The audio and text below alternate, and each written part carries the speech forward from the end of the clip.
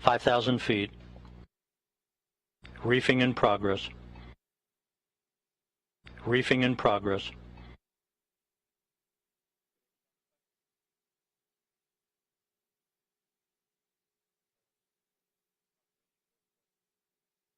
Three good main chutes for Orion. Three good main chutes for Orion.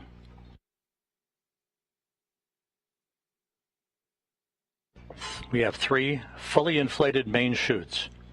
We have three time to splash down 90 seconds. Time to splash down 90 seconds. Perfect descent rate reported. Perfect descent rate reported.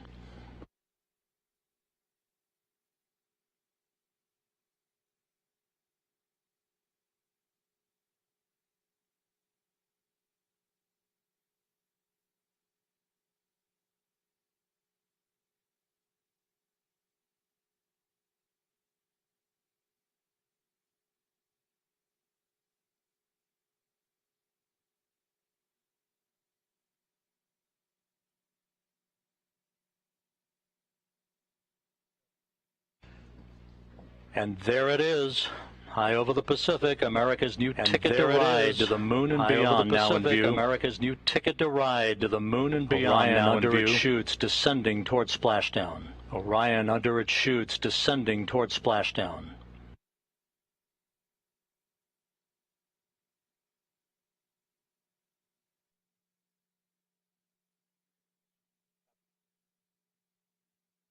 Orion in the perfect orientation for splashdown, just seconds away.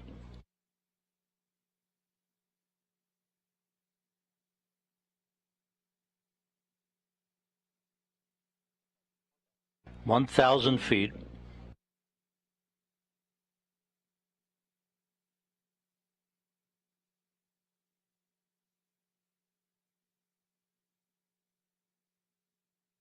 Good descent rate.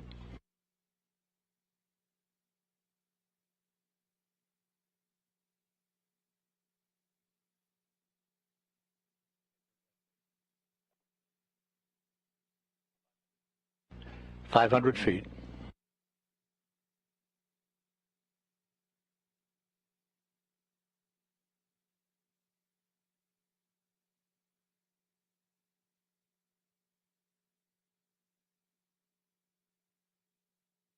Splashdown.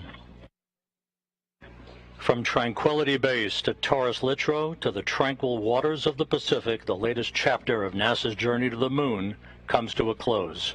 Orion, back on Earth. Unofficial splashdown time, 11:40 and 30 seconds a.m. Central Time.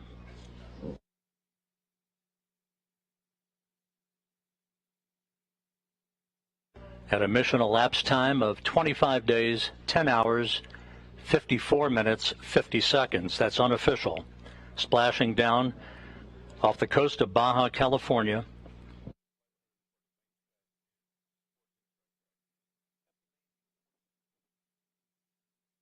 The crew module uprighting system now being inflated for the bags currently being inflated.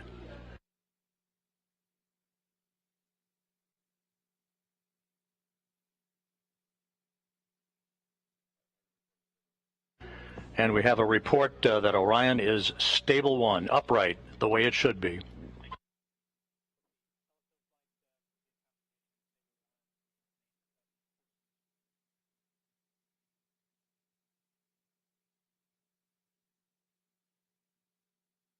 Once again, splashdown occurring at 11:40 a.m. Central Time, 9:40 a.m. Pacific Time, west of Baja California, after a textbook entry for the Orion spacecraft bringing its 25-and-a-half-day mission to an end.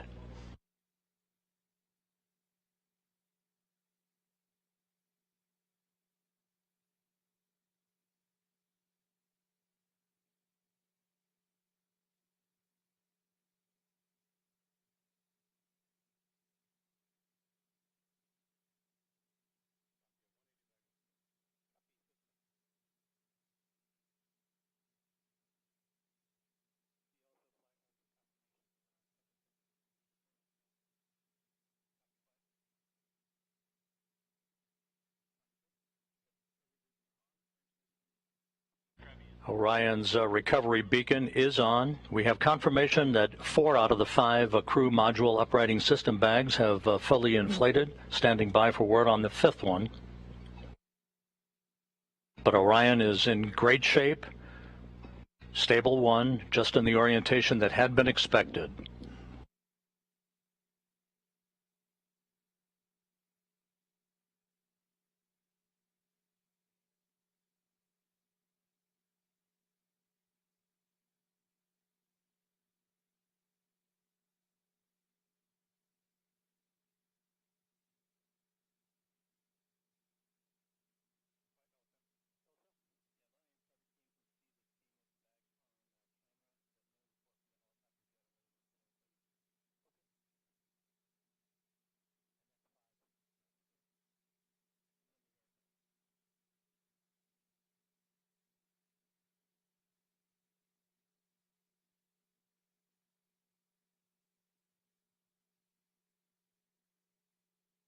This is Mission Control Houston. Once again, the Orion spacecraft, having completed a journey of 1.4 million miles,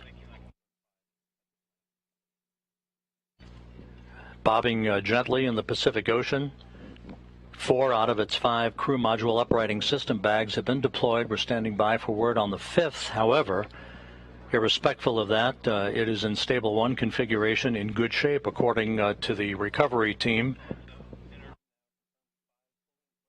And we are now receiving word that all 5 of the crew module uprighting system bags are fully inflated. So that's exactly what we had hoped for. Orion safely bobbing up and down in the Pacific Ocean.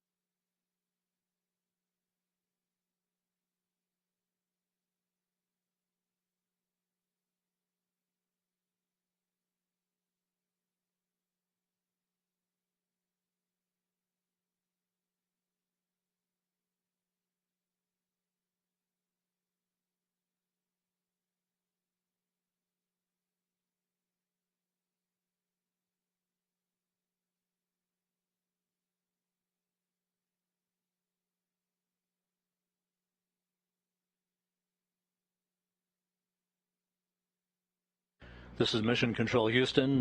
You're looking at the Orion spacecraft that splashed down about 6.5 minutes ago at 11:40 a.m. Central Time, 9:40 a.m. Pacific Time. We are estimating that it splashed down around 5 nautical miles away from the USS Portland. The recovery ship and Navy boats and divers will be approaching the vehicle before long. The spacecraft is in what is called a stable 1 configuration, upright, just the way we had expected it to be. 5 perfectly inflated crew module uprighting system bags, maintaining a nice gentle configuration for Orion. First of the Navy helicopters now approaching the vehicle.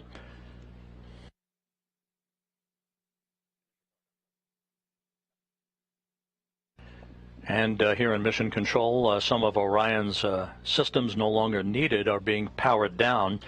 Many of them will stay powered up for the next 2 hours while we conduct a series of test objectives to characterize the thermal conditioning of the spacecraft. That will be important for future data for crewed missions to determine how long the crews can remain comfortable inside a vehicle returning from the moon. We also will be conducting tests of the beacon and SARSAT system for maintaining tracking of the spacecraft, for recovery forces that will be approaching the spacecraft in the future. And coming up in the next hour and a half will be the reactivation of an ammonia boiler system that will provide cooling in the spacecraft, as it will when crews return from their missions on board Orion.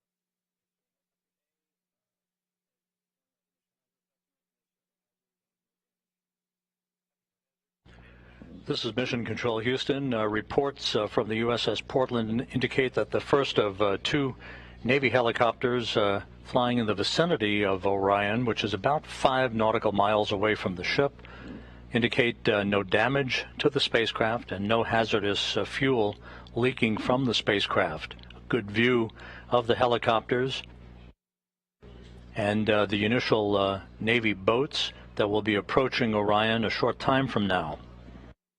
Once again, the splashdown occurring at 11:40 a.m. Central Time, 9:40 a.m. Pacific Time.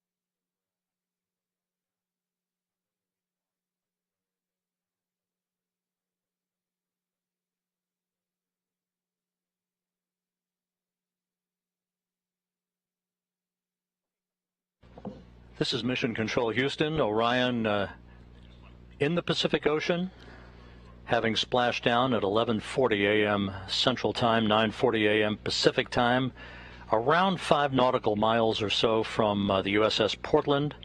A textbook entry for the vehicle. On the USS Portland at this hour, my colleague Daryl Nell from the Kennedy Space Center, who's with the Exploration Ground Systems Recovery Team. Daryl, how did it look to you? It certainly looked textbook to us here.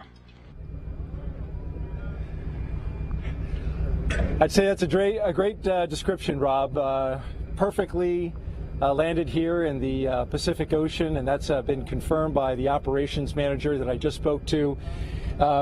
Watching it from the deck as an observer, we have, as you can see, some broken clouds in the sky, like right around 3,000 feet.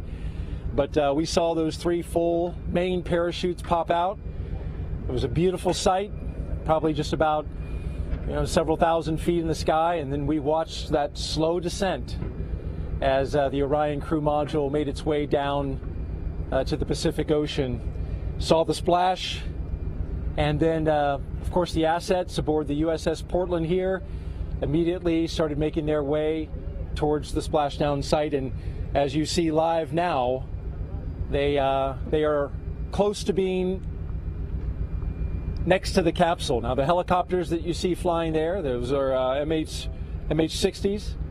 We have 2 of them in the air, and they are right now gathering high quality, high definition imagery of the capsule in the water.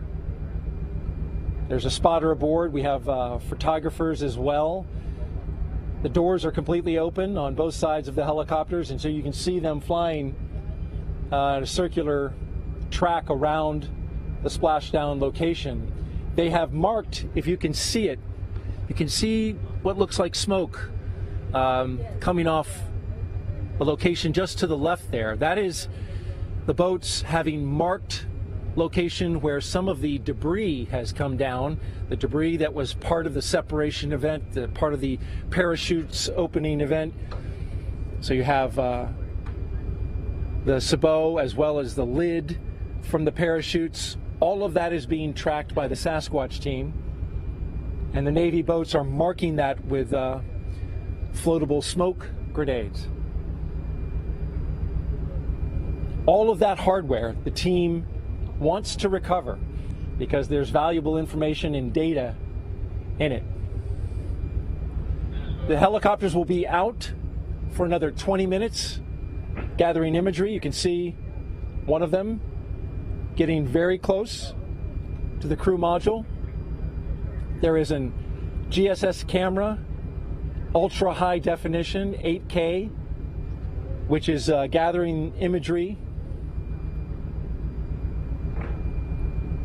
We are currently on course to go right by the splashdown location, so we are right about 3.5 miles and closing. We are going to a point that's going to be 1 mile out. That's our next waypoint. 1 mile out from the splashdown location. One of the things we're waiting for is for ammonia boil off, and that's why the Navy boats are not yet next to the capsule. We're still going to wait that out.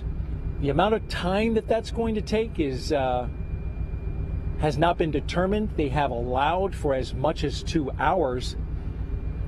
The ammonia on the capsule is used for cooling purposes, to keep the cabin cool for crew. Of course, there's no crew in this capsule, but for future missions, it will certainly be an important part of keeping the astronauts cool during the heat of reentry.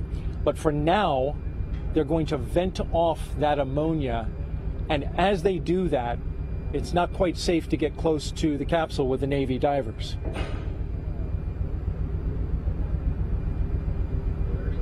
So of course we'll keep our eyes fixed to the location, our cameras as well. The USS Portland's standing by for our next waypoint, 1 mile from the splashdown site. And then once the completion of the ammonia boil off, the Navy boats will be going in. spectacular sight from out here, Rob. Toss it back to you. Thanks, Daryl. Back here in Mission Control, the entry Flight Director Judd Freeling on the left. To his left, Flight Director Rick Henfling. And with me on console here, probably none more important than the NASA Administrator, Bill Nelson. Senator, thank you for joining us today.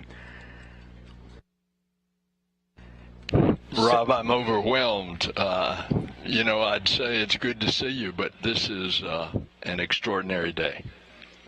I remember years ago when I saw you return on Columbia from your mission into space, and it all conjures up a tremendous amount of memories. Orion back on Earth, having circumnavigated the moon, having survived a critical test of its heat shield. I think you have to be hesitant to celebrate and throw confetti a little bit too early, but it certainly is an important achievement, is it not? It's historic because we are now going back into space, into deep space, with a new generation. Kennedy just stunned everybody with the Apollo generation and said that we were going to achieve what we thought was impossible, and did that in a short period of time. And many things have happened since, but we knew we were going back, but we knew we were going back to the moon just to continue to explore outward into the cosmos. And so that's why this is a defining day. It is one that marks new technology, a whole new breed of astronaut, a vision for the future that captures the DNA of particularly Americans, although we do this as an international venture. And that DNA is we are adventurers, we are explorers. We always have a frontier, and that frontier is now to continue exploring the heavens. We had to wait a while for Artemis to finally get to the point where the Space Launch System got us underway back on November 16th, but once it did, these engineers and the other members of the team's front room, back room, they've been pretty giddy over the amount of data that they've required and how this vehicle appears to have exceeded its expectations in its performance. The whole vehicle, the rocket, the European participation in the support module, the spacecraft itself, Orion, performing so well that they added a lot of tests. And lo and behold, we're going to be up to our ears in data, thankfully. And of course, today the two main things that had to happen was that that heat shield had to work, and it did beautifully, where they can skip off the atmosphere and bleed that speed down from 25,000 miles an hour. And then the parachutes had to work, and they did it as well. You know, the engineering, the design of this mission, all the work that will go into the next flight when a crew is on board, right, to orbit the moon. What does this say about NASA and the international partner cooperation and the partnership that ultimately takes us not only to the moon but beyond? Well, it says a lot about our country because we don't do it secretively. We do it openly, and we do it with our friends, and we invite all peoples of the earth.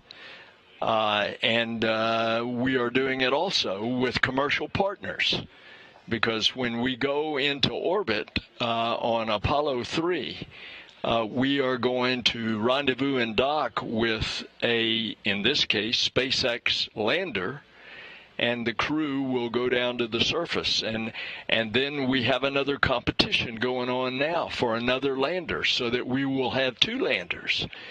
And again, this is the program of going back to the moon to learn, to live, to invent, to create in order to explore beyond. 50 years ago today, Gene Cernan, Jack Schmitt landed their lunar module Challenger on Taurus Littrow, the final lunar landing. It only seems fitting half a century later to the day, Orion back home.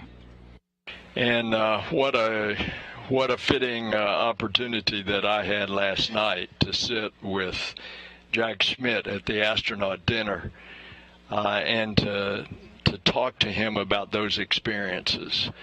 50 years, it's a long time, but look what we have done in the meantime. The space shuttle, we built the International Space Station, we brought in commercial partners. We now go to and from regularly the International Space Station with cargo and crew. Here we go. We've got scouts going to the moon that are commercial scouts that land, that take NASA instruments and scientific instruments in preparing us for the landings of our astronauts. And so it's a new day. A new day has dawned. An Artemis generation is taking us there. And Orion continues to await the arrival of the USS Portland, which shouldn't be very much longer from now, and some flight test objectives that will be taking place over the next couple of hours before we here in Houston hand the vehicle over to the Kennedy Space Center recovery team. NASA Administrator Bill Nelson, pleasure to see you today, and thank you so much for being with us. What a day. Oh, it is my great privilege.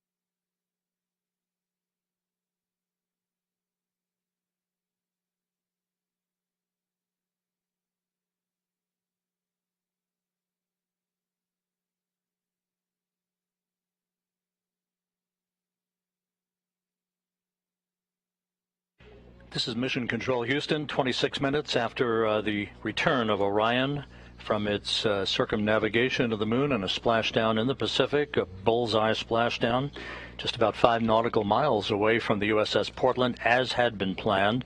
The Portland about to arrive near the spacecraft, as you heard from Daryl Nail, who at this moment is standing by on the Portland with the woman in charge of the recovery operations, Melissa Jones. Daryl?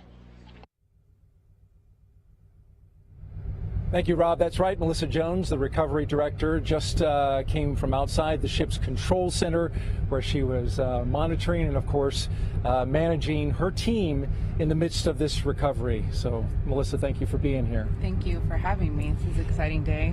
What a day it is, right? We just had splashdown, and want to ask you, first of all, operationally, where do we stand and what do we have to go?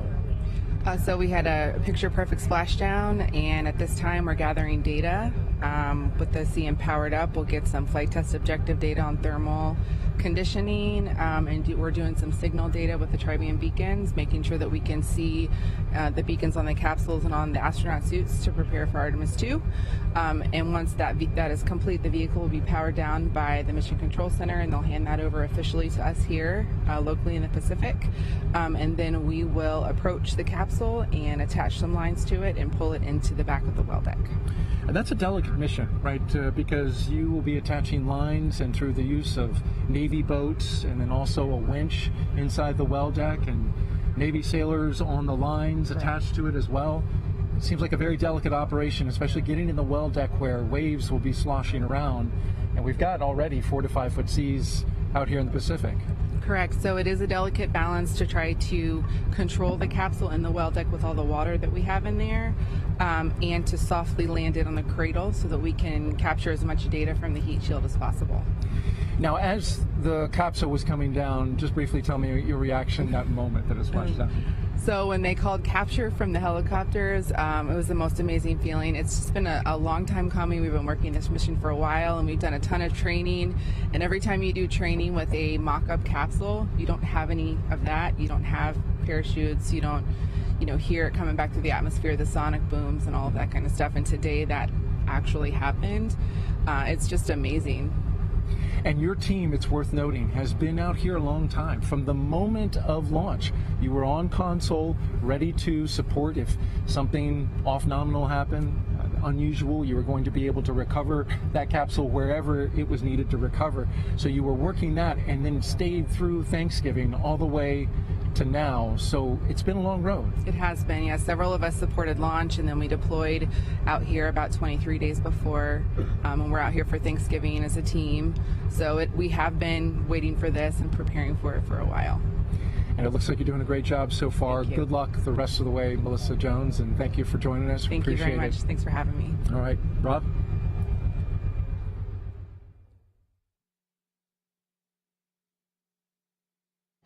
Thank you, Daryl. We'll be back to you on the USS Portland here shortly as the post-splashdown activities and the recovery operations will continue. As mentioned earlier, it will take about 2 hours from the time of splashdown until the time that Flight Director Judd Freeling and his team of entry flight controllers here will hand the vehicle over to the Exploration Ground System Recovery Team that will work over the next several hours to bring the Orion into the well deck of the USS Portland. With me, a familiar face, Bob Cabana, NASA's Associate Administrator. Bob, it's great to see you here. And with Orion back on Earth, another milestone accomplished on the road back to putting Americans on the surface of the moon. In terms of the criticality of what we've seen over the past 4 weeks, your thoughts on how this mission evolved and now the stepping stone that would put a crew on board a couple of years from now? Oh, Rob, it's been absolutely critical to get this mission off safely. This test flight is what we need in order to prove this vehicle so that we can fly with a crew, and that's the next step, and I can't wait. The launch, first off, yeah, I was on the roof of the Launch Control Center. I went up there with the administrator and deputy administrator when we came out of the T-minus 10-minute hold, and it was phenomenal. It was absolutely amazing. The rocket performed flawlessly, and I haven't been that happy in a long time after we came down off the roof. And then to see the mission go as well as it did, the shots that we got from the vehicle, that one from 40,000 miles away where you saw the moon with the Earth in the background. And then this morning, I mean, we've learned how to operate this vehicle. A few minor glitches along the way, but it is performed flawlessly, and we're learning how to work with it, operate it, and that's what this JSC team does. It is so great to be back here in mission control, to be with the ops team. I'm so proud of these guys. Amazing. But if you were watching this morning, I loved the video. I don't know if it was on NASA TV or not, but the moon the Earth just kept getting bigger and bigger. It was really hauling as it came in. And the preciseness with which they were able to bring it down and seeing the chutes come out, and it's just, I'm so proud of this team, the Orion team, the entire SLS, Artemis team, the folks here at JSC. It's just been amazing. I wish Gene Cernan were still alive. Here we are on the 50th anniversary, and Gene was such a proponent of getting us back to the moon. I wish he were alive to have seen this mission. It would have meant a lot to him. I don't want to date you, but I think 24 years ago, at this moment in time, you were building a space station, I believe, with your crew on STS-88. We had so many dramatic, jaw-dropping images during the course of this flight. What for you was the most impactful moment? Oh, I'm not sure I can pick one. Obviously, the launch. The team has worked so hard to get to the point where we successfully launched this rocket. I think the successful burns along the way to actually get that go for the TLI burn and do it and be on our way to the moon again, absolutely awesome.